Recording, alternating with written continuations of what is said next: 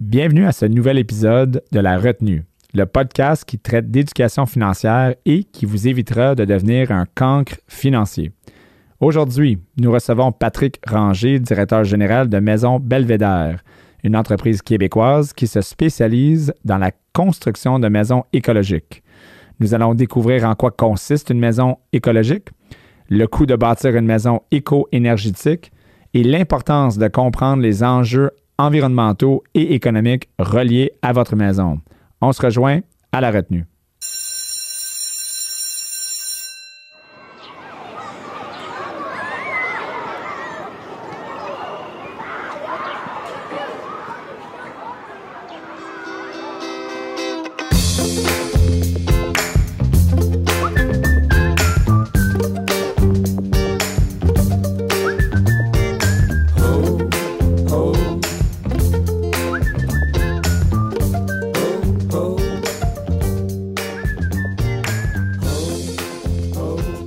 Bonjour et on est de retour à La Retenue.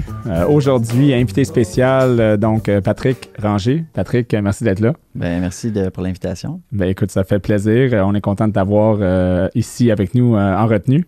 Patrick, écoute, Maison Belvédère, c'est ta compagnie. Oui, entre autres, vous êtes deux, je pense 3 actionnaires maintenant, mais 2 fondateurs initiales. Maison Belvédère fabrique des maisons écologiques. Oui, exact. Explique-moi un peu, parle-moi un peu de la compagnie. Explique-moi ton rôle dans la compagnie, puis votre mission un peu comme compagnie Maison Belvédère. Oui, certain. Compagnie architecture et construction, là. L'idée, c'est de pouvoir accompagner le client là, à partir du moment où il a son terrain, puis qu'il imagine son projet, puis on peut y construire. Ça fait partie de nos convictions aussi de pouvoir faire une maison qui est adaptée au terrain. Tu sais, dans le fond, maison écologique, si on n'a pas le salaire passif là, en partant, c'est sûr que ça aide de pouvoir faire l'architecture et construction, maîtriser le budget aussi. À partir du début, tu sais, quand on veut faire des plans, là, moi-même, là, si je veux concevoir ma maison, là, si je fais des plans sans avoir pensé au budget avant, c'est sûr que je vais exploser mon budget. Là, fait que c'est ça. C'est un excellent point. On parlait avant que j'étais en rénovation, puis je pense que j'ai fait cette erreur-là. J'avais un plan, mais le plan et le budget n'étaient pas hyper serrés, puis je vis les conséquences de cette décision aujourd'hui. Oui, on l'a fait tous, hein, c'est ça. Mais bon, évidemment, pour bien servir nos clients, là, c'est ça. On part du budget, on décide de quelle dimension on va concevoir avant de se mettre à dessiner, là. Parce que c'est plate de dessiner puis de dire par après, voici, tu m'avais donné un budget de 500 000 puis 1,2 million, là, c'est ça. Ou 1,2. Oui, c'est ça. Désolé, elle est vraiment belle par contre. Ah oui, c'est ça. Elle ne se construira pas, mais elle est vraiment belle. Fait que c'est ça. Bref, pouvoir... donc, c'est ça. Donc, on gère le budget, on conçoit des plans, puis notre but, c'est de la construire après. Là. Fait que si on n'a pas respecté le budget, on n'a pas de travail après. Là. Fait que c'est vraiment... Fait que c'est plus dans l'intérêt du client aussi, là, dans notre intérêt à nous. Hein, ça rejoint l'intérêt du client. Le but, c'est d'avoir une maison. Là. Ouais. Fait que voilà, plus de détails sur la compagnie, la version de Belvédère s'est fondée en 2007, mais la version actuelle, là, disons, là, architecture et construction, c'est 2010 à peu près. Là, fait que c'est un 12 ans à peu près là, qu'on fait ça. OK. Moi, mon rôle là-dedans, je suis directeur général. Je suis un peu le duct tape, là, où est-ce que je m'arrange pour que tout se tienne. Oui, c'est ça, exact. Tu plugues les trous. Oui, exact, bon. exact, c'est ça. Moins qu'avant, parce que là, on a un plus gros format, mais au début, il fallait que je fasse un peu de tout, là, j'ai appris sur le tas pas mal de choses. C'est ça, commencer une compagnie, c'est ça. Exactement. Au début, tu fais tout, là. Exactement. Fait que moi, j'ai un background en administration des affaires, mais je suis dans la construction par intérêt, j'en mange, je suis super intéressé par l'efficacité énergétique aussi, là. Okay. Fait que c'est ça, là, aujourd'hui, là, je sers, après avoir fait des projets pendant, là, ça fait comme 15 ans, là, mettons, là, que je suis dans le domaine, là, c'est sûr que je sers de support technique à l'équipe, puis c'est ça, je touche un petit peu à tout, là. C'est pas mal ça mon rôle, là, finalement. C'est intéressant parce que tu n'avais pas un background formel en construction. Donc, comment que tu te rends à mettons, décider, OK, moi, je vais fonder une compagnie qui va faire de l'architecture ou de la construction de maisons écologiques. Puis, tu sais, parce que je crois en ça, ça m'intéresse. Comment que tu développes ce modèle-là? Comment tu commences ça? C'est juste comme let's go, on figure it out, un peu comme... Ouais, ben c'est une bonne question, là. Des fois, je me demande aussi comment je suis arrivé là. Comme tout entrepreneur, comment que j'ai fait ça? C'est ça. Mais bon, j'ai commencé tout de suite en sortant de l'université. Je voulais changer le monde. Je voulais avoir un impact, là, tu sais. J'étais déjà conscient des enjeux environnementaux. Je voulais pouvoir adresser ça. Puis donc, là, j'avais rencontré une gang là, qui était aussi là, des écolos puis qui voulaient changer le monde dans Synergis, là, la compagnie Synergis. Je suis associé là-dedans aussi. Puis c'est ça, dans le fond, en regardant qu'est-ce qu'on pouvait adresser, ben tu sais, c'est quoi les grands consommateurs énergétiques, là, dont au Québec, le transport. Bon, le transport, tu sais, c'est pas vrai que moi, là, je vais comme inventer une auto, là, puis, tu sais, commercialiser ça, là, c'est pas si évident. C'était pas le terrain de jeu que tu voulais te lancer un peu? Ben, j'aurais aimé ça, là, mais c'est juste que c'est pas accessible pour le commun des mortels, là, de juste, tu sais, construire une usine puis construire des voitures. Là. Ça te prenait juste, Elon Musk, je pense que ça prenait juste 500 millions pour commencer. Ouais, ça, juste ça. Je l'avais pas, j'ai checké, puis je l'avais pas. Presque pas été capable. C'est ça. Donc bref, on a adressé le bâtiment qui est une autre grosse source de consommation d'énergie. Puis moi, par intérêt, je suis allé sur le résidentiel. Là, fait que j'ai commencé à monter des services d'efficacité énergétique résidentielle. Pour essayer de répondre à des questions plutôt de base, là, mais qui sont quand même assez difficiles à répondre, comme je veux ajouter de l'isolant. Je veux faire plus que le code, mais je m'arrête où? Je fais-tu un mur de R30, R40, R60. À quel moment que ça vaut ça c'est quoi l'optimisation là, de trop c'est pas assez ou pas assez c'est pas trop? Exact. Je ramène toujours ça à l'argent aussi. Là. J'ai $1 de plus à investir en efficacité énergétique, je le mets où? On le ramène au dollar parce que si je le mets pas à la bonne place, au final, je vais avoir une maison qui est moins efficace aussi. Fait que donc c'est ça, répondre à ces questions-là. Donc, je fais ma coupe de mur, j'ajoute R2, OK, j'ajoute un autre R2, c'est encore rentable. Puis, donc là, après, il faut le lâcher, le mur, quand c'est plus rentable. OK, les fenêtres, les fondations, tout ça. Fait que c'est par là, finalement, que je me suis intéressé à ça. Puis, j'en ai fait aussi, là. J'ai fini par apprendre à faire les simulations énergétiques aussi. Beaucoup de modèles mathématiques aussi au niveau ordinateur, algorithme, autant que applicable. Il y a des logiciels pour ça, là, c'est-à-dire que je ne connais pas exactement l'algorithme derrière, je connais les principes là, de transfert thermique et de choses comme ça, je les ai appris, mais il y a des logiciels pour ça finalement. Okay. Fait que moi, j'y allais avec le modèle financier aussi. Là.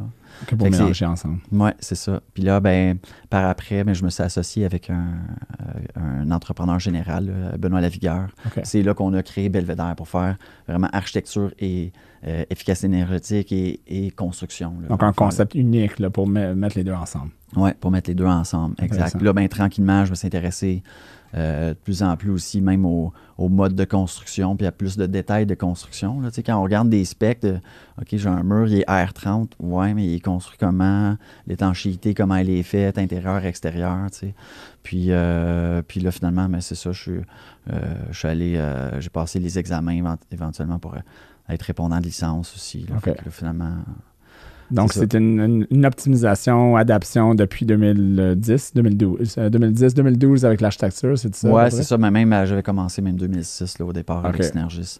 Donc, améliorer, peaufiner pour chaque dollar, pour que chaque dollar investi donne un rendement énergétique plus efficace, notamment pour le consommateur aussi, là, pour être sûr que budget versus...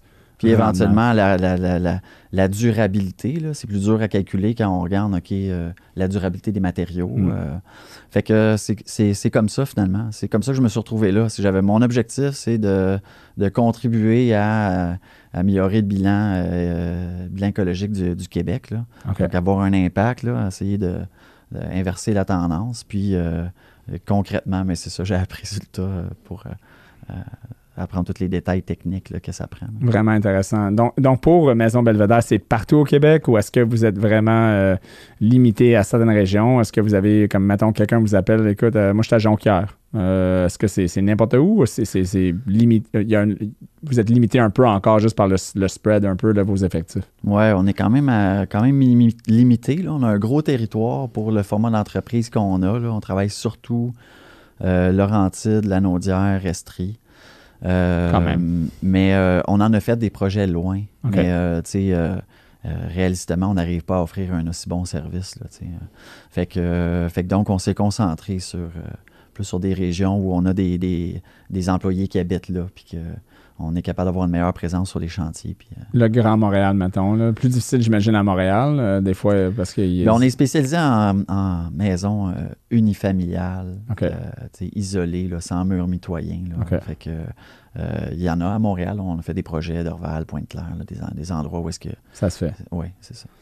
Je pose une question, c'est quand même parce qu'on partageait tantôt qu'on a un projet. Moi, j'ai un projet personnel avec 2 autres partenaires, un grand terrain qu'on a acheté, 500 acres, puis de un peu bâtir des maisons écologiques là-dessus. Une des choses puis c'est pas moi qui gère le côté, moi je suis plus côté finance et tout ça, mais le côté écologique, c'est que j'ai compris, c'est que le positionnement de la maison peut jouer là, donc, au niveau du soleil.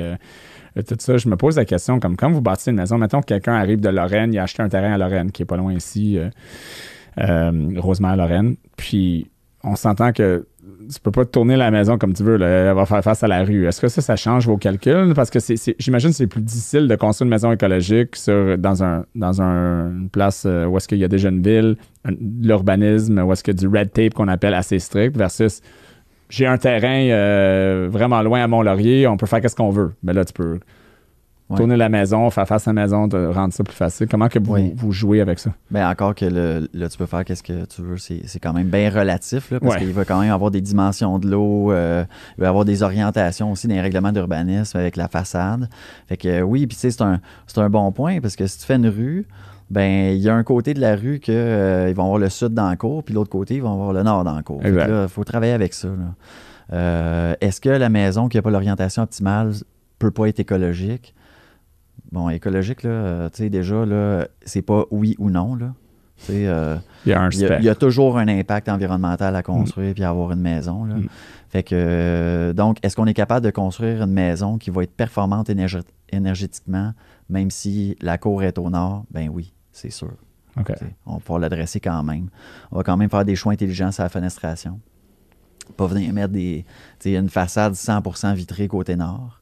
Mais c'est ça, avec des fenêtres performantes, puis mieux placées, juste pour la vue, juste pour amener de la lumière naturelle, on va quand même avoir des très bonnes performances. Là. OK, excellent. Donc, mais pour un consommateur qui achète un terrain, puis mettons qu'il y a 24 lots, un promoteur vend 24 lots, ça peut jouer. Donc, de son côté, pour aider un peu à optimiser, si lui a comme à cœur le projet écologique, il pourrait choisir un lot. Il y a quelque chose à faire avant même de vous contacter. Pour lui, est-ce qu'il vous contacte avant même pour dire, est-ce que vous lui aidez pour dire, écoute, ce lot-là, dans les 24 lots, ce serait le lot idéal? Ça, c'est le genre de travail, est-ce que vous le faites? On le fait peu. Parce que c'est que quand on magasine un terrain, là, c'est très personnel, le choix d'un terrain.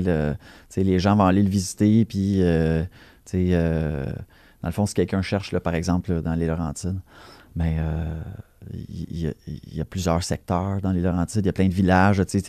Dans le fond, c'est lié à où est-ce que je veux vivre. Là. Fait que ça, nous, on peut bien aller sur le terrain et dire, ben oui, on est capable de construire une maison là, puis oui, il va y avoir du solaire passif, ou il va en avoir moins, mais ça va avoir une belle vue.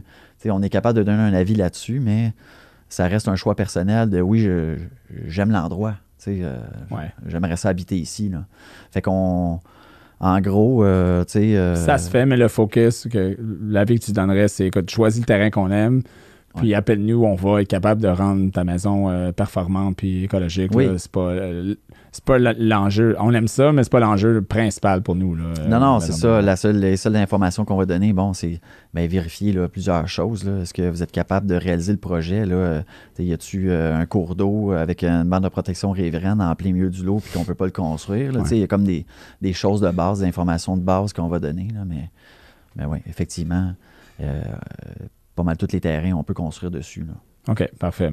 Donc, pour les gens qui nous écoutent, qui nous regardent, c'est quoi une maison écologique? Donc, tu sais, OK, écologique, j'imagine dans leur tête, ils ont une idée, mais j'ai le feeling comme moi qu'ils ne savent pas vraiment. Donc, tu sais, oui, OK, moins de perte d'énergie, ça veut dire moins de perte de chaleur, oui, OK, clair, mais J'imagine qu'il y a beaucoup d'autres aspects là-dedans. Là. Les matériaux, comme tu as mentionné tantôt, la durabilité. S'il faut que tu remplaces tes comptoirs de cuisine à chaque 5 ans, mais tu brûles plus de matériaux, donc tu détruis plus de matériaux de la planète. J'imagine qu'il y a beaucoup de critères. En 5 minutes, mettons, vous avez une liste. Là, c'est quoi votre focus? C'est quoi une maison écologique pour que les gens comprennent qu'est-ce que j'achète? Oui. Ben, c'est pas bien clair. C'est dur de trouver une référence de c'est quoi écologique. Là, ou pour vous? Il y en existe des barèmes, là, des tonnes, là, mais déjà, dans les barèmes, il y a la certification LEED. LEED, ils vont regarder là, l'efficacité énergétique, les matériaux, la qualité de l'air intérieur, la consommation d'eau. On se fie pas mal là-dessus. Là. Disons que nous, l'importance qu'on met, c'est beaucoup sur l'énergie. Okay. Parce que pour nous, c'est l'enjeu environnemental de notre époque. Si on veut réduire l'empreinte carbone, globalement, en tant que société, il faut qu'on réduise notre consommation d'énergie. C'est avec ça qu'on va réussir à alimenter les voitures. Fait que c'est la chose.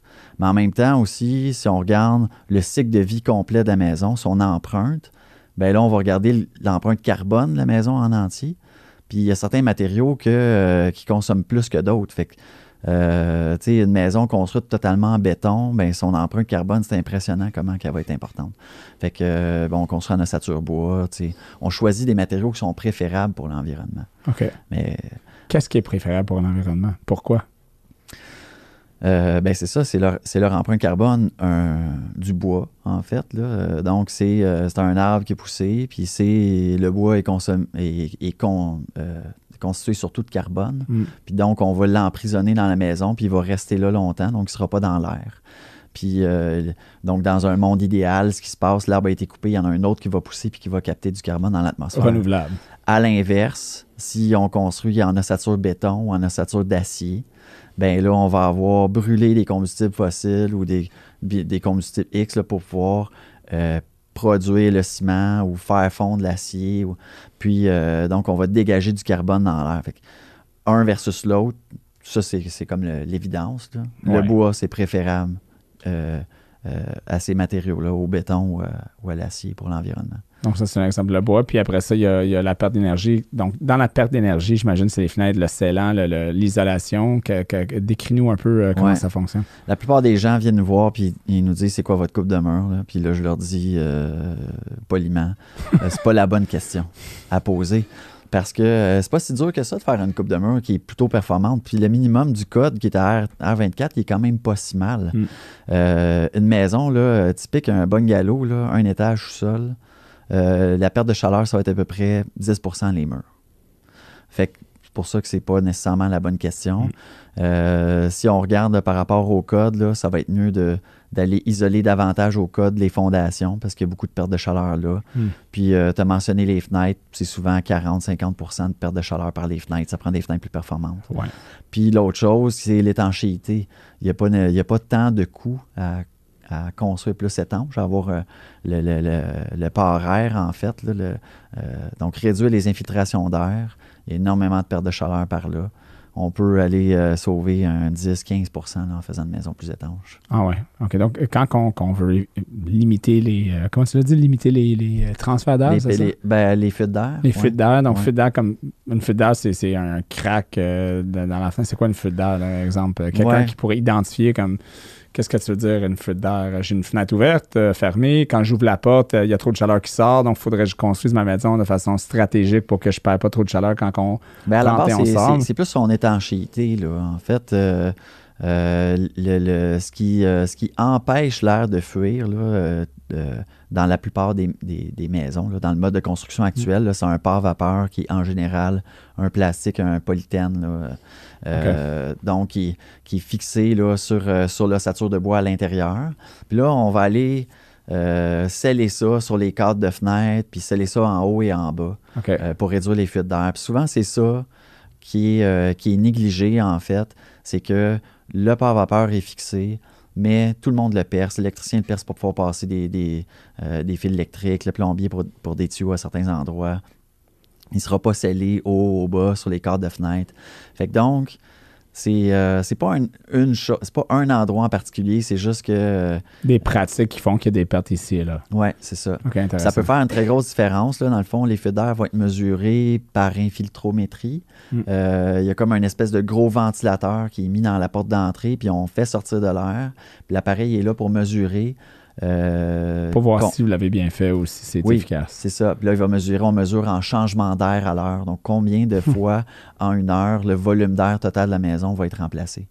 Fait que une maison, disons, au cas d'aujourd'hui, devrait avoir 2,5 changements d'air à l'heure. Mais en moyenne, c'est plus 4 parce que c'est pas assez vérifié. Okay. Puis, Nouveau Climat va exiger 1,5. Là. Nous, en général, on va être en bas de 1. Ça donne un barème. Là. Fait que donc, quand il y a bien du vent, c'est là où il va y avoir le plus de fuite d'air, mais en général, de toute façon, c'est comme une perte latente. Là. Il y en a tout le temps qui sort. C'est normal, là. On ne vit pas dans une boîte de plastique, dans le sens que... Ouais. OK, intéressant. Donc, tu sais, c'est le matériel que tu parlais autour des fenêtres, ça, c'est qu'est-ce qui est shooté? Ça a l'air un peu d'un foam. Là. Moi, je ne suis pas un gars de construction, comme tu vois. Bien, il y a ça.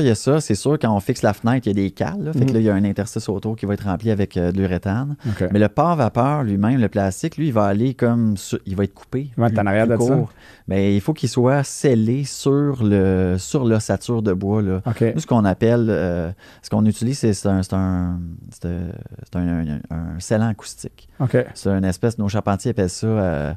de la boîte de chantier. Okay.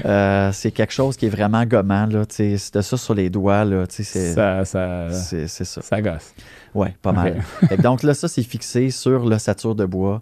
Puis on va venir mettre une fourrure, le clouer par-dessus, puis ça va rester là pour toujours. Puis ça fait la job. Là. Ça augmente mesurablement l'efficacité. Oui, parce que si les pare-vapeurs sont déroulés sur le mur, mais qui ne sont pas scellés en haut et en bas, puis sur les cadres de fenêtre, bien, c'est sûr que ça fuit par là. Est-ce que tu dirais que c'est ça qui fait que on sauve le plus d'énergie ou de perte de chaleur, c'est à cause de ça, ou la fenêtre aussi, ou c'est une combinaison des deux? Comme mettons, c'est en pourcentage, c'est-tu la fenêtre?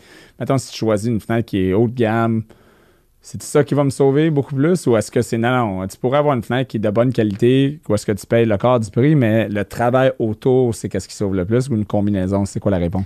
Bien, c'est une combinaison des deux. La chose qui est plus rentable, c'est de faire le scellement correctement. Mm-hmm. Parce que c'est pas tant que ça plus long, une fois qu'on sait comment le faire, de faire le pare-vapeur correctement. Bon, nous, on installe toujours une double fourrure. Je ne sais pas si c'est clair pour c'est quoi une fourrure, là? Les lattes de bois, les foranes, ça, en bon franglais. C'était pas de la fourrure d'ours, de peau d'ours que tu collais autour de... Non, c'est ça. C'est en bois. C'est fait en bois. Parfait. Juste pour être clair. Quand on en met deux, on est capable de passer le filage électrique derrière, puis pas perforer le pare-vapeur. OK. Puis donc, c'est ça, là, de mettre un scellant acoustique avant, c'est pas beaucoup de temps. Puis, ça va faire économiser beaucoup. Mais la fenêtre elle-même aussi, c'est sûr que c'est pas un bon niveau d'isolation. On a un mur que le code, c'est R24. Là, nous, on construit à peu près R30. Okay. Puis, à côté de ça, on a une fenêtre qu'un thermodouble va donner R 3.6 à peu près. OK. Puis ça, c'est mesuré au centre du thermo. L'ensemble de la fenêtre va peut-être être R2,5 là, au total. Là. Okay. Fait que c'est sûr qu'elle, mais c'est pas le même type de perte de chaleur que la fuite d'air. La fuite d'air, c'est vraiment, il y a de l'air froid qui rentre, puis il faut la réchauffer. Ouais. Là, dans ce cas-là, c'est un transfert thermique qui se passe. Parce qu'il fait froid dehors puis chaud en dedans. Donc, c'est ça. On a un matériau, il y a une conduction thermique là, du matériel, puis c'est par là que l'air va sortir. Est-ce que une fenêtre de bonne qualité va perdre moins? Bien, en fait, ça dépend du thermos qui est utilisé. On peut avoir une fenêtre qui a une super bonne qualité dans le sens, le cadre est de bonne qualité, c'est un beau produit, la quincaillerie est bonne, mais le thermo n'est pas bon, ça se peut. Oui, c'est ça. Fait que, on peut trouver les deux aussi. Donc, nous, on n'utilise que du thermotriple là, parce qu'on va aller chercher des niveaux d'isolation beaucoup plus élevés. Y a-t-il un fournisseur comme, mettons, Pella versus Fenestra versus... c'est qui fait des bonnes fenêtres? Parce que les gens remplacent leurs fenêtres tout le temps. Ouais. Là, pour ceux qui nous écoutent, j'imagine c'est des choses... Vous faites de la construction neuve, mais pour ceux qui remplacent, j'imagine s'ils font le travail ou font une nouvelle fenêtre, faire tout ça autour de leur fenêtre, va avoir une différence sur leur maison. Ouais. Y a-t-il Tu peux plugger ton fournisseur. Y a-t-il un fournisseur qui est mieux qu'un autre selon toi? Tu es un expert dans le domaine. Donc. Bien, mieux qu'un autre, là, c'est difficile à dire. Je vais quand même le plugger, là, c'est Magistral. Là. OK. Donc, ils ont des fenêtres performantes, mais il y en a beaucoup d'autres qui ont des fenêtres performantes. En général, là, quand on va avoir une fenêtre avec un cadre en PVC, juste le fait que le matériau est peu conducteur, mais il est efficace énergétiquement. À la base, c'est versus des fenêtres en aluminium. La plupart des fenêtres en aluminium, là, le PVC va être plus efficace, mais après, c'est que ça dépend c'est quoi le thermo dedans. Puis les fabricants de fenêtres, là, c'est pas eux qui fabriquent les thermos. Donc là, nous, Magistral, comme il y en a d'autres aussi qui utilisent, même Vaillancourt et tout, ils utilisent RoboVert, qui est une compagnie québécoise, là, donc qui fabrique les thermos. Ils achètent du verre, puis là, ben, ils font un assemblage là, avec il y a un intercalaire, là, une espèce de pièce métallique avec et local ici au Québec. Oui, c'est ça. Puis là, ils vont faire l'assemblage de thermos, puis ils vont livrer ça aux fabricants de fenêtres. Les fabricants de fenêtres qui vont faire, eux, les extrusions de PVC, puis donc, ils vont construire le cadre, puis ils vont venir insérer le thermo là-dedans. Fait que finalement, peu importe le fournisseur de fenêtres, on a toujours un choix de thermo. Qui va avoir différentes specs là, de gain solaire ou de niveau de valeur isolante. Là. Puis là, on peut y aller en double vitrage, triple vitrage. Fait que finalement, chez presque tous les fabricants, on a un grand éventail de thermos qu'on peut prendre puis qui peut avoir un gros impact sur la performance de la fenêtre au final. Là. OK, parfait. C'est intéressant. Puis on parlait de local parce que Magistral, c'est québécois, puis RoboVert aussi québécois. Est-ce que c'est quelque chose qui... J'imagine que ça contribue les matériaux que vous achetez quand vous choisissez vos matériaux, l'entrepreneur, de rester le plus proche possible. Est-ce que vous mesurez un peu comment si j'achète ça, ben mon emprunt va être plus élevé versus d'autres, ou est-ce que c'est un peu trop poussé comme analyse? Dans un monde idéal, oui, on aimerait faire ça, mais on ne peut pas tout avoir au Québec, là, c'est clair. Oui, c'est sûr que c'est toujours une bonne pratique d'acheter local. On va réduire l'empreinte carbone sur le transport. Mais bon... le transport, c'est une chose, mais à choisir entre, comme un acier local ou un autre matériau, disons, avec une moins grande empreinte, mais qui vient de loin, c'est sûr que l'empreinte carbone du matériau lui-même va souvent être supérieur à l'impact du transport. Oui, c'est ça. Parce que ça va rester là longtemps. Le transport, c'est one time, ça livre, puis après ça, c'est fini. Versus le matériel. Mais le matériau là, qui a pris beaucoup d'énergie à produire, là, c'est un matériau fondu là, qui a fallu chauffer à 1500 degrés. C'est sûr que l'impact va être plus grand. Là. Ouais, en général aussi, de toute façon, en commandant des produits qui sont locaux, on va avoir un meilleur service.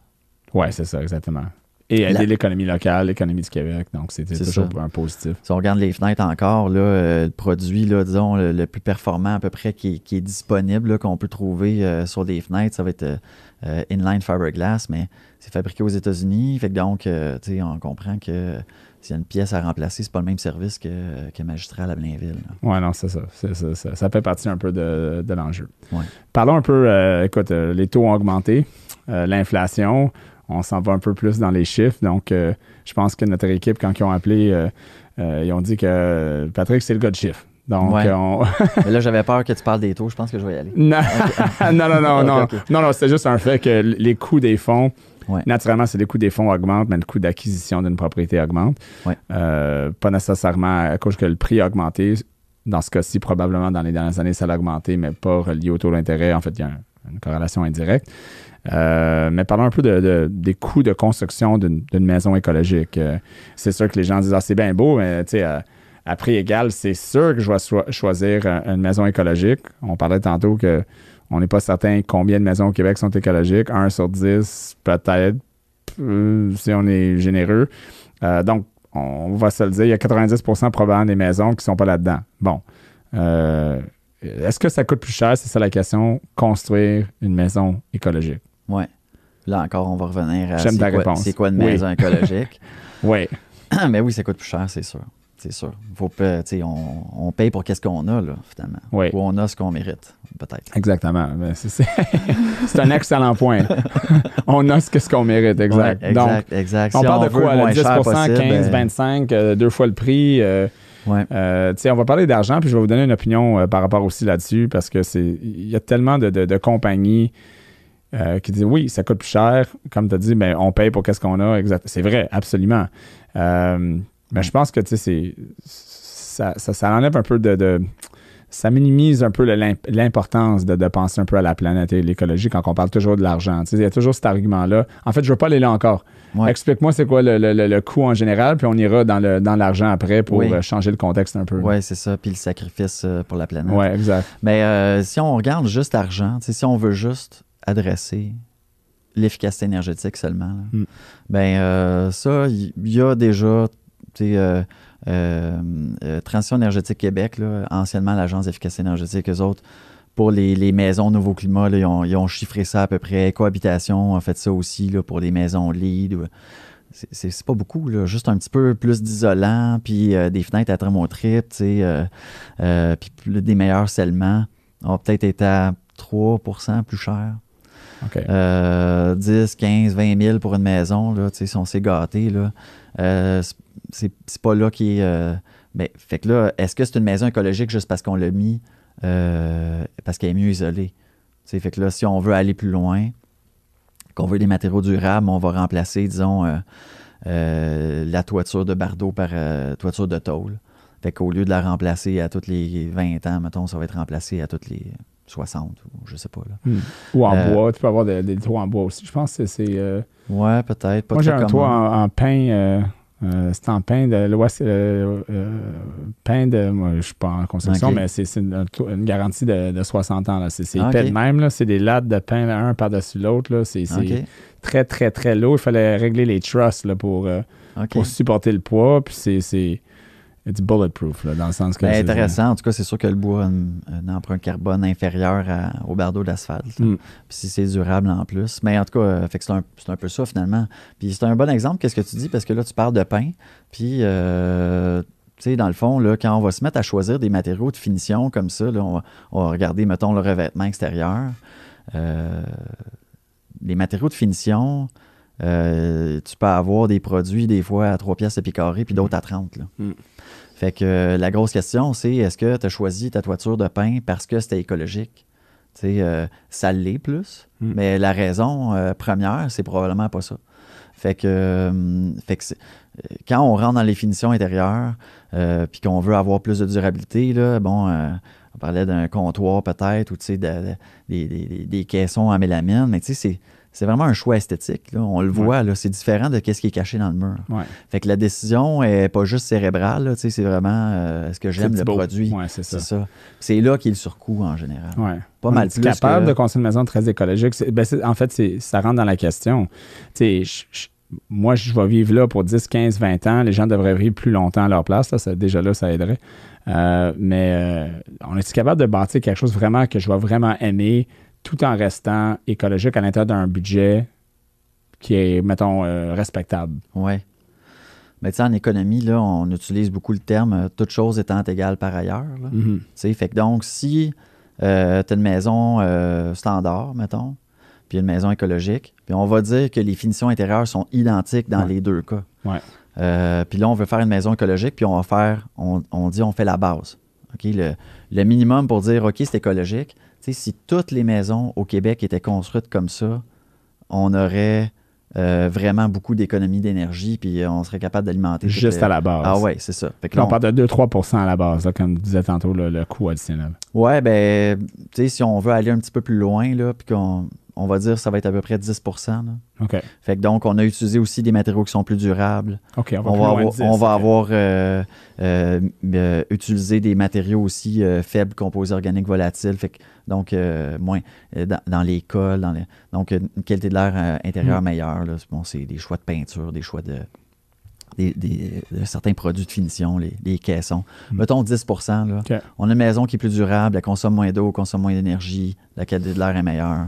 C'est ça. On maison de 500 000, 50 000 de plus, maison d'1 million, 100 000 de plus. Genre, OK. Ça. Donc 10%. Donc c'est... Puis là, on va parler de l'argent. Donc, c'est les gens, est-ce que souvent vous avez un peu de de pushback là, des clients qui disent, écoute, 100 000 de plus, ça vaut-tu vraiment la peine? Est-ce que vous vous trouvez à justifier que non, ça vaut la peine, vous allez économiser? Parce que la plupart du marketing, je t'explique où est-ce que je m'en vais avec ça. La plupart des arguments, si on écoute en politique ou si on écoute dans la radio, le débat, c'est que non, vous allez le récupérer. Vous allez le récupérer. C'est toujours la même maudite affaire, excuse-moi, qu'ils disent. Vous allez la récupérer, donc ça vaut la peine. Puis, je pense que cet argument-là, moi, je suis contre cet argument-là. Je pense que l'argument principal, ça devrait être, non, c'est pas une question, tu sais, non, vous n'allez pas la récupérer, mettons, là, mais ce 10%-là, c'est parce que, tu sais, quand tes enfants, tu leur nourris super bien, est-ce que tu vas dire, OK, mais mais ça me coûte plus cher, donc je vais-tu récupérer ça? Mais non, tu leur nourris bien parce que tu veux qu'il y ait de la santé. Ça ne va pas te retourner de l'argent plus tard quand ils sont plus vieux s'ils mangent bien. Donc, au niveau de la maison, au niveau de l'environnement, je pense que l'argument est plutôt non, tu devrais le faire parce que we're heading for a fucking wall, là, excuse-moi, là, puis tout le monde doit faire pas des sacrifices, mais prendre des choix plus enlignés avec l'environnement, avec la planète. Comment vous voyez ça comme compagnie, comme organisation? Bien, j'ai de la misère à répondre à ça en tant que compagnie, parce que je trouve que c'est une question philosophique. Oui, mais une compagnie peut représenter une philosophie. Ben oui, certainement, mais ou comme individu. Dans le fond, par rapport à la maison là, que j'ai décrit, où est-ce qu'on a fait la base, là, disons, si on garde juste l'énergie, c'est sûr que c'est rentable. Dans le fond, jour 1, le paiement hypothécaire est un peu plus élevé, le paiement énergétique est moins élevé, puis d'un point de vue cash flow, on est kiff. Break-even, ouais. Là, éventuellement, les coûts d'énergie vont monter, puis tu as un gain. Au niveau des matériaux plus durables, c'est sûr que si c'est une maison pour garder juste 5 ans, ça ne changera peut-être pas grand-chose, là, mais si on veut la garder à long terme, c'est sûr qu'à la revente, au lieu d'avoir des bardeaux retroussés sur le toit d'une toiture de tôle, tu as l'impression qu'elle a été posée hier. C'est sûr qu'il y a un impact sur la valeur de revente, fait qu'il y a une rentabilité là. Moins d'entretien. Après ça, si on arrive sur la consommation d'eau, bon, l'eau chaude, ça, c'est rentable pour les économies d'énergie, mais la consommation d'eau au Québec, on ne la paye pas. Fait que, mais ça coûte pas cher à faire. Je veux dire, aujourd'hui, là, une toilette double chasse, des robinets plus efficaces, c'est quasiment le même prix. Là, fait qu'il n'y a pas trop d'arguments là. Puis après, ben, si on y va sur la qualité de l'air intérieur, est-ce que c'est rentable? Ben, écoute, il y a des impacts sur la santé. Là, fait que donc, normalement, ça l'est. Là, si on veut réduire les risques, là, c'est pas parce que tu as utilisé de la peinture full COV que tu vas attraper le cancer, mais disons que si tu as utilisé sans COV, tu as réduit tes risques. Là, fait que il y a un gain pour l'individu, en fait. Après, c'est sûr qu'on peut aller plus loin. Il y en a qui vont mettre des systèmes de récupération d'eau de pluie pour... Vous pouvez faire ça. Oui, c'est ça, pour alimenter l'eau dans les toilettes, par exemple, puis l'arrosage extérieur. Le gain pour l'individu est zéro. Dans le fond, tu as un coût, puis c'est pour la planète que tu fais ça. Exactement, c'est ça. Fait que donc, est-ce qu'on devrait le faire? Moi, mon avis par rapport à ça, c'est que c'est politique, en fait. Normalement, ça devrait être au gouvernement à faire ça. Là, légiférer un peu que les normes de construction seraient plutôt... Ouais, c'est ça. Il y a un peu, c'est la carotte puis le bâton, là, dans le fond, il y a des lois minimum, là, le code énergétique est plus efficace que ce qui était. Tout le monde part sur la même base à ce moment-là. En tant qu'entreprise, moi, si j'offre quelque chose qui est supérieur,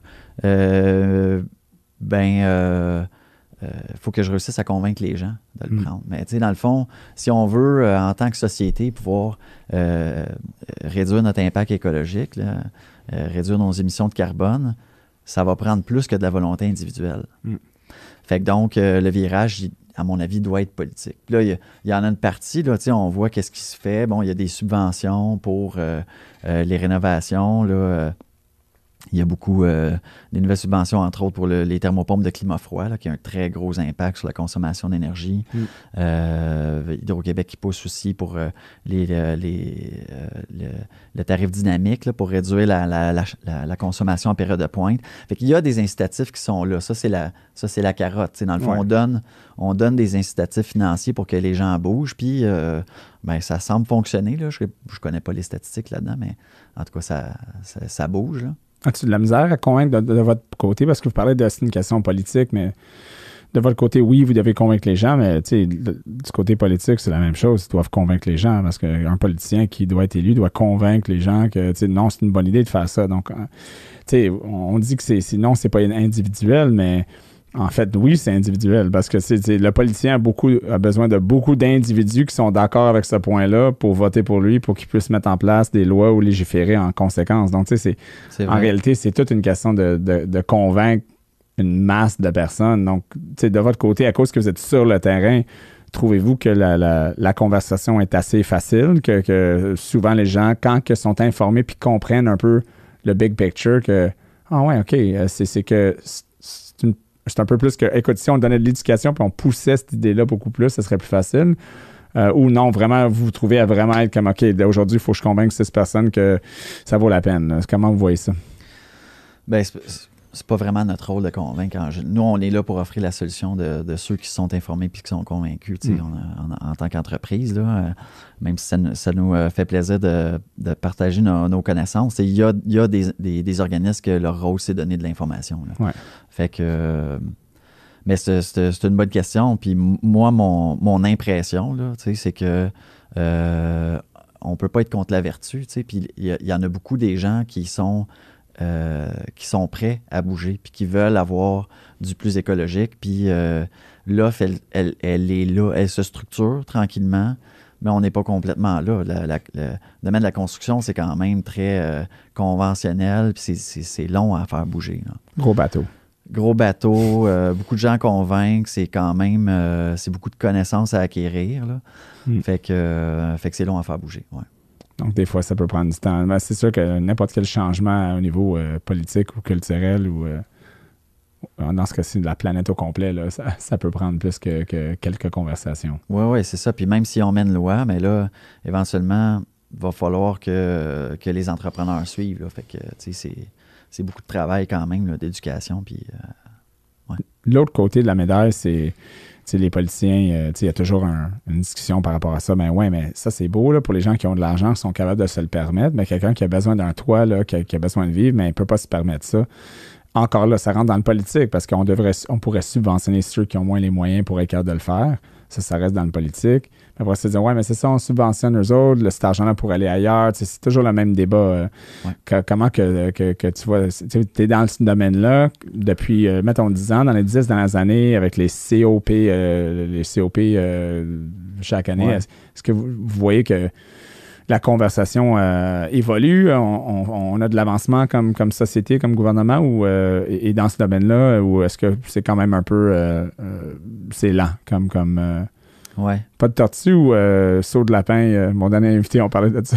Ben, je sais pas, je trouve encore que là-dessus, on a ce qu'on mérite. En fait, c'est sûr que ça coûte plus cher de construire mieux, mais ça dure plus longtemps. Fait que donc, là, le patrimoine bâti qu'on a, là, qui est à rénover, là, ben en fait, il y en a beaucoup, là, des maisons qui les avaient construites mieux du premier coup, ils ne seraient pas à rénover puis ils n'utiliseraient pas de la main-d'œuvre de construction. C'est sûr que si on regarde à court terme, puis la PCHQ en parle aujourd'hui, c'est comme un combat qui a entrepris où est-ce que l'accès à la propriété il est plus difficile. Puis je suis d'accord, là, c'est sûr qu'on a besoin de trouver des solutions à court terme pour ça. Mais il faut avoir une vision un petit peu plus à long terme. Il ne faut pas qu'on construise de quoi qui ne va pas durer longtemps puis qu'on va être obligé de constamment être en train de rénover notre patrimoine bâti parce qu'on construit trop cheap. Qui coûte plus cher. Qui coûte plus cher, tu sais. Fait que là, on parlait tantôt, là, le bardeau d'asphalte, tu sais, versus la tôle, ben regarde, c'est de la création d'emplois, le bardeau d'asphalte. Là. C'est un matériau qui n'est pas durable, qu'on doit remplacer tout le temps, puis donc qu'utilise la main-d'œuvre de construction pour rien, là, tu sais. Beaucoup de compagnies de toiture et des gens qui ont des emplois, j'imagine plus que des centaines, des milliers de gens qui ont leurs vies sont basées là-dessus. Là, change le toit à chaque 10 ans, 15 ans, 20 ans. Let's go. Exact. Puis on n'est pas dans un contexte où on cherche de la job à de la main-d'œuvre de construction. S'il ne faisait pas ça, il ferait d'autres choses. Il y en a du travail pour tout le monde. C'est un bon point à dire. Là. Donc, souvent, les gens, vole pas ma job. C'est souvent la question en environnement. Hein. La seconde qu'on rentre là-dedans, moi, je vais perdre ma job. Là, économiquement, c'est pas bon. Ouais. L'Ouest canadien, écoute, ma soeur, elle reste dans l'Ouest. Là, puis la seconde qu'on commence à parler, écoutez, il faudrait penser plus long terme parce que, OK, c'est beau pour l'instant, mais pensez-vous pas que ça va se terminer, ça, éventuellement? Là, on n'est même pas dans l'économie, on est juste dans l'idée de... À un moment donné, il n'y aurait plus rien il n'y aurait plus rien qui reste. Là. Vous pensez pas que ce serait une bonne idée de diversifier? Écoute, là, oublie ça. Hands off, c'est quoi? Ils ont des signes partout. Là. Keep your hands off my gas and oil. Là. Ouais. C'est sûr, c'est un enjeu patriotique. Ben, tu sais, dans le fond, c'est juste conceptuel. Là, si on construit mieux, ça prend plus de temps à construire, donc c'est plus de travail. Donc, il y en a plus de travail. Et là, le travail, c'est on devrait construire mieux du premier coup.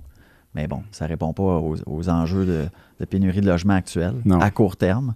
Mais donc, c'est ça. Est-ce qu'on devrait, pour répondre à la pénurie de logement à court terme, construire le plus cheap possible, réduire le temps de construction à cause qu'on a une main-d'œuvre limitée? Mais j'espère que non. Oui, effectivement. C'est dur pour je ne sais pas pourquoi, mais en fait, peut-être on sait pourquoi, mais la politique, c'est souvent à court terme. Right? On règle le problème rapidement pour qu'on soit réélu, puis on pousse le problème plus tard jusqu'à temps qu'on est la falaise est juste là, nos pieds, nos petits bouts des pieds touchent la falaise jusqu'au point. Puis là, il faut faire quelque chose vite. Oui, ben oui. Puis il y a aussi là, un enjeu politique là, où est-ce que les gens ont besoin d'être réélus. Là. Fait que qu'est-ce que ça donne à un politicien de prendre une décision qui va avoir un impact sur des maisons comme dans 30 ans, 40 ans, qui vont être à reconstruire ou pas. Fait que c'est ça. Pas que les politiciens pensent qu'à court terme. Là. Je pense que... Non, il y en a qui... ouais. C'est ça. Je pense que en général, les gens qui sont en politique, c'est pour le bien-être de la population. Là. Mais n'empêche qu'ils doivent faire face à des enjeux à court terme. Puis ils vont aussi devoir faire face à des groupes de pression qui vont tirer à couverte. Puis c'est un peu ça, là, j'imagine. Je ne suis pas dans la politique, mais j'imagine que c'est une question de compromis tout le temps. Oui, exact. Un sujet récent, juste pour changer un peu de direction, qui a été parlé souvent aux médias traditionnels, c'était au niveau des logements aussi. Vous construisez des logements. C'était le red tape municipal. J'imagine, est-ce que vous frappez les mêmes enjeux là, pour construire des maisons? Est-ce qu'à cause que c'est écologique, c'est encore plus difficile ou juste vous butez contre les mêmes règles que on est là, on a un projet, puis écoute, on est stallé à cause de la bureaucratie municipale, provinciale, fédérale même, selon les certifications que vous recherchez. C'est-tu un enjeu pour vous comme compagnie? Un peu, oui et non. Tu sais, dans le fond, là, il y a certaines règles, des fois, municipales, comme par exemple un pied carré minimum d'implantation au sol. Ça va être le plus commun. Disons, parce que si on veut une maison qui a une moins grande empreinte, là, si on l'a mieux conçue puis qui est plus petite, donc elle est plus compacte, mais tout est fonctionnel, mais on va utiliser moins de matériaux à la construction, on va consommer moins d'énergie. Puis des fois, c'est ça, on ne pourra pas la construire dans une municipalité parce qu'ils demandent à ce que ça soit construit plus gros. Fait que ça, c'est le principal facteur. Après, c'est quand même un point important. Là. Donc, tu sais, vous êtes dans une municipalité, vous êtes sur un terrain. On regarde, il y a des municipalités que littéralement, là, tu peux presque étendre les bras, là, puis tu peux toucher les deux maisons. Là. Il y a moins que 6 pieds entre les deux maisons. Là, on a une solution de bâtir une maison plus écologique, prend moins d'emprunt, plus de terrain pour les enfants, pour jouer, pour la verdure, tout ça. Non, il faut que ta maison soit plus gros. C'est pas assez gros. C'est quand même quelque chose, là, non? Ouais, c'est quelque chose. Je sais pas qu'est-ce qui justifie ça exactement. Là. C'est probablement juste pour l'apparence, en fait. Là, on veut pas quelqu'un qui a une grosse maison, s'il y a une petite maison à côté d'apparence. D'évaluer. Oui, c'est ça. Est-ce que ça fait baisser la valeur de la propriété du voisin? Là? Je pense que c'est peut-être ça. C'est sûr que les municipalités doivent gérer une certaine uniformité architecturale pour pas que ça ait l'air de n'importe quoi. Là, mais là, quand on parle de plus petit, on s'entend là, comme il peut avoir un peu de flexibilité. Là. Quand vous construisez une maison, on parle pas de. Il y a ça à côté, vous bâtissez pas des shoebox. Là. Non, exactement. C'est pas. C'est ça. C'est ça. Mais en général, là, on arrive quand même à faire les projets. C'est quand même pas un si gros problème. Là. Moi, ce que je trouve surtout, là, c'est la façon. C'est plutôt au niveau du lotissement qui a un gros impact. On va avoir des dimensions de lot de terrain minimales à respecter. Puis, ces dimensions-là, dans les règles d'urbanisme, font les quartiers donc pas très denses, donc pas beaucoup de services de proximité. Donc, on crée constamment des secteurs résidentiels dépendant à la voiture, à l'automobile. Puis, je pense que c'est surtout ça. Là, est-ce qu'on devrait avoir finalement des terrains plus petits, des routes plus petites, mais plus d'espace vert, ou donc mettre ça plus compact, puis avoir du service de proximité aussi. Mais c'est sûr que c'est un peu le choc de qu'est-ce que les gens veulent. Les gens veulent tous avoir leur petit terrain, puis mais il y a quand même une perte là-dedans. C'est sûr qu'on pourrait faire mieux. Effectivement, c'est ça. Il y a pas de. L'important, c'est d'avoir la discussion, je pense. Là, ça commence là. Pour Maison Belvédère, est-ce que pour vous, vous construisez uniquement projet par projet, ou est-ce que aussi, mettons, un promoteur ou quelqu'un arriverait pour dire, écoute, j'ai 24 lots à construire je sais pas, je lance ça de même à Prévost. Puis j'aimerais que qu'on construise un plan pour mettre 24 maisons écologiques parce que j'aimerais revendre ça. Est-ce que vous faites aussi ce genre de projet-là avec quelqu'un qui a des projets? J'avais un investisseur juste avant vous que lui, c'est exactement ça qu'il fait. Il y a des terrains un peu partout en Ontario, au Québec, 24, 50, 150 lots. Puis s'il y a des projets comme ça, Maison Belvédère, c'est-tu quelque chose qui vous intéresse ou vous êtes plus comme contactez-nous maison par maison, cas par cas, client par client? C'est quoi un peu votre plan d'action là-dessus? Bien, c'est quelque part entre les deux. Là. C'est-à-dire qu'on ne fait pas des quartiers là, où est-ce qu'on ouvre une rue puis on construit le même modèle puis on les revend. Là. OK. Par contre, on a des terrains puis on a aussi des ententes avec des promoteurs. Okay. On a une nouvelle justement avec Ecom, là, le projet Horizon à Saint-Côme. Okay. Beau projet où est-ce que justement eux ont fait un développement super intelligent, où est-ce que ils ont fait des lots, mais ils ont protégé ça doit être à peu près 2/3 du terrain pour faire des sentiers puis que ça reste en forêt finalement. Vert, OK, intéressant. C'est ça. Donc au lieu de faire leur développement en se disant OK, ben je vais aller maximiser le nombre de lots que je peux faire sur le terrain pour avoir le maximum, ben, c'est dans leur conviction. Ils ont décidé de protéger de la forêt. Donc ça, c'est... Donc là, on va travailler avec eux. Donc, ils vendent des terrains, mais donc, on offre aussi là, de construire sur ces terrains-là là, pour ceux qui veulent... Différents modèles que les clients peuvent modifier la maison selon leur goût. Exact. On a un catalogue de plans. Le promoteur Ecom aussi avait quelques modèles, là, puis on peut aussi faire de l'architecture sur mesure. Là, OK. Donc, c'est quelque chose que vous pouvez un peu bouger pour répondre aux besoins des clients. Oui, puis c'est un choix. J'imagine que ça coûte un peu plus cher. Il y a de la verdure, il y a les sentiers, maisons écologiques. Mais encore là, c'est un choix là, pour les clients. Oui, c'est sûr. Ben, c'est des beaux terrains avec une vue. Là. Il y a pas mal de terrains qui ont une vue, c'est-à-dire. Là. Mais c'est un avantage quand même. C'est sûr que le terrain est plus cher, là, mais bon, quand même, la vue qu'ils voient, ça va toujours être ça. Il n'y a pas comme d'autres bâtiments, ce ne sera pas déboisé. Là. OK, ouais. C'est ça. Donc, c'est comme là, quand on parle de budget, les gens disent, écoute, ça m'intéresse. Moi, il y a beaucoup de... Moi, je trouve qu'il y a beaucoup de clients. Je suis en hypothèque, donc moi, je vois le financement tout le temps. Je supervise probablement quelques milliers de dossiers de financement par année. Puis, on réalise que de plus en plus, les gens sont intéressés à acheter neuf. Ils veulent bâtir leur style. Puis, la génération un peu plus jeune ont beaucoup de questions par rapport à comment le rendre plus écologique. il y a une ironie là-dedans. Ils ont moins les fonds. Puis c'est la génération qui pense le plus là-dessus. Puis la génération qui veut construire, qui a les plus de fonds, ben ça, c'est plutôt dans le look puis dans le... Je vais appeler ça l'ego.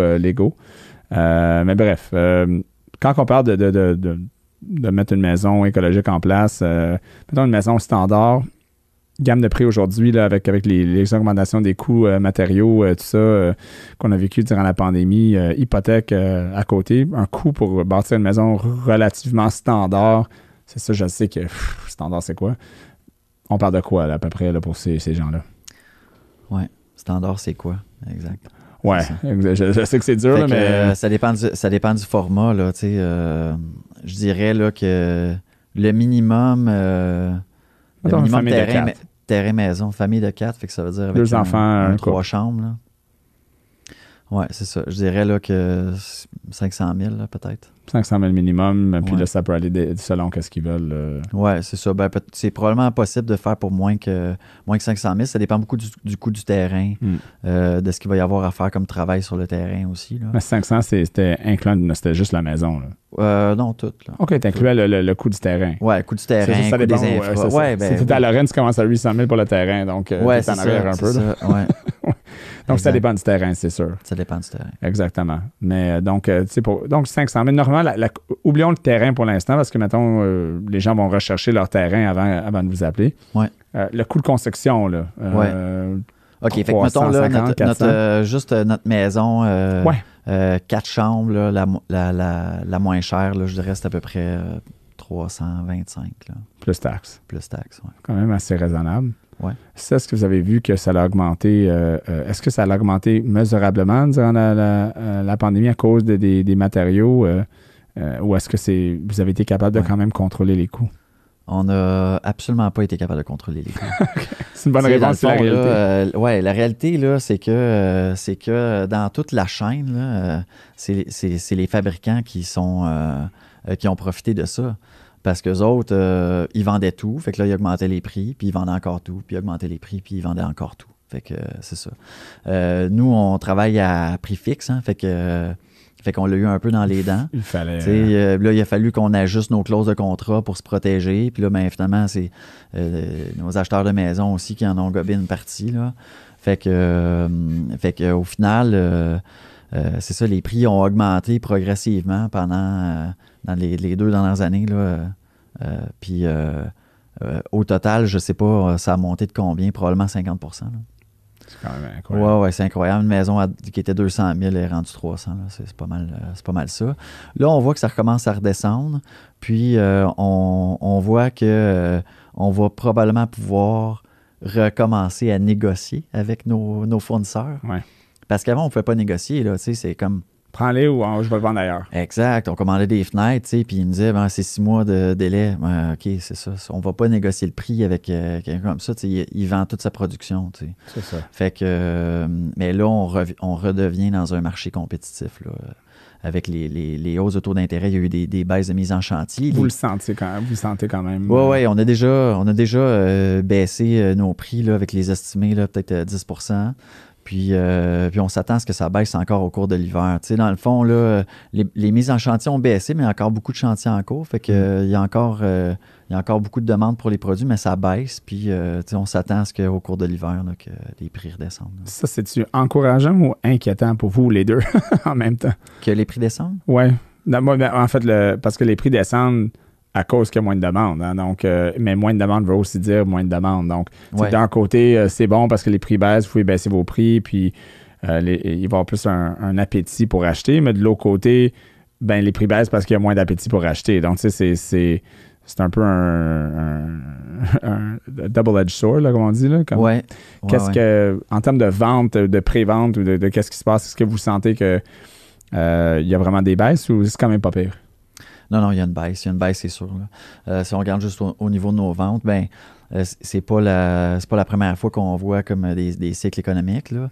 Mais c'est pas mal la même chose qui se passe là, dans tous les cas. C'est des gens qui veulent investir comme ça doivent sortir des placements. Fait que quand la bourse a descendu, ben, ils veulent pas les sortir leurs placements quand c'est bas. Là, sell high, buy low. Là. Ouais, c'est ça. Fait que bref, ce qu'on voit, c'est des gens qui ont l'intention, puis qui ont le...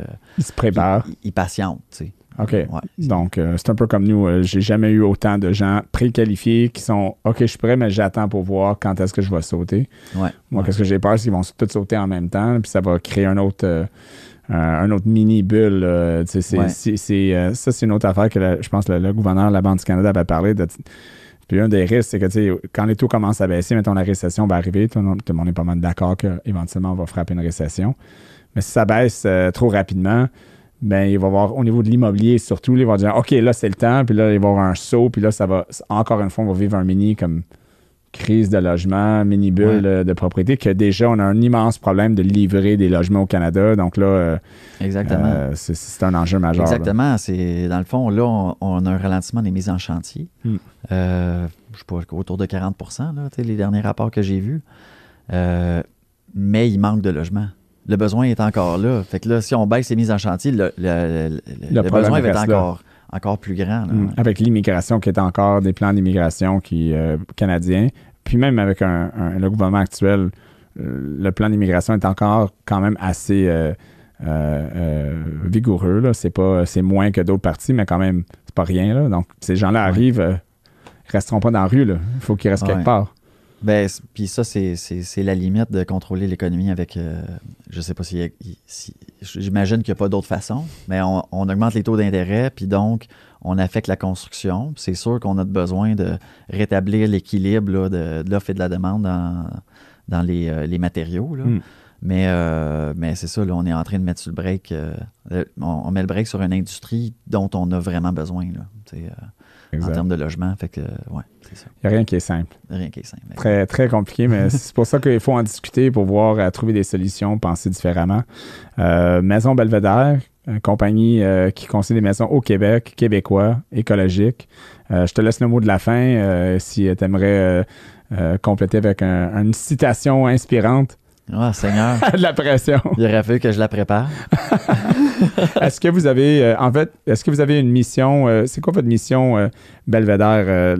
Moi, j'ai une mission de ma compagnie à chaque année, là, c'est de faire une différence dans la vie des gens pour leur éduquer au niveau de l'éducation financière, donner de l'éducation financière et de les épauler. Pour Maison Belvédère, c'est quoi votre mission ultime? Oui, ben c'est ça. Donc, pourquoi je me lève le matin, là? Ah, c'est ça. Ben, c'est ça. On veut faciliter l'accès aux maisons écologiques, puis créer une vraie alternative, là. Donc, c'est ça. On crée des milieux de vie inspirants. On veut réduire l'impact écologique de chaque maison. Fait que même si nous, on va construire 15-20 maisons par année. C'est sûr que c'est pas tant sur le parc immobilier complet, mais on va se faire copier. T'sais, dans le fond, ça marche. Ça marche, qu'est-ce qu'on fait. Fait qu'il y en a d'autres qui vont faire la même chose. Puis on le voit, cet impact-là qu'on a. Là. Fait que c'est ça. C'est ça qu'on veut. On veut améliorer la construction au Québec. C'est excellent. C'est une mission qui vaut la peine de se réveiller le matin pour le réaliser. Ouais. Patrick Ranger, Maison Belvédère, merci d'avoir passé à la retenue. Et j'espère te revoir un jour là, pour continuer à discuter de votre mission. Bien, parfait, ça me fait plaisir. Merci pour l'invitation. Super, merci. Merci d'avoir été avec nous pour cette retenue. Je vous invite à nous suivre sur Facebook, Instagram, YouTube et les principales plateformes de podcasting, Spotify, Apple Podcast, Google Podcast. Et si vous connaissez un cancre financier, dites-lui de s'abonner à ce podcast. On se rejoint à la prochaine retenue.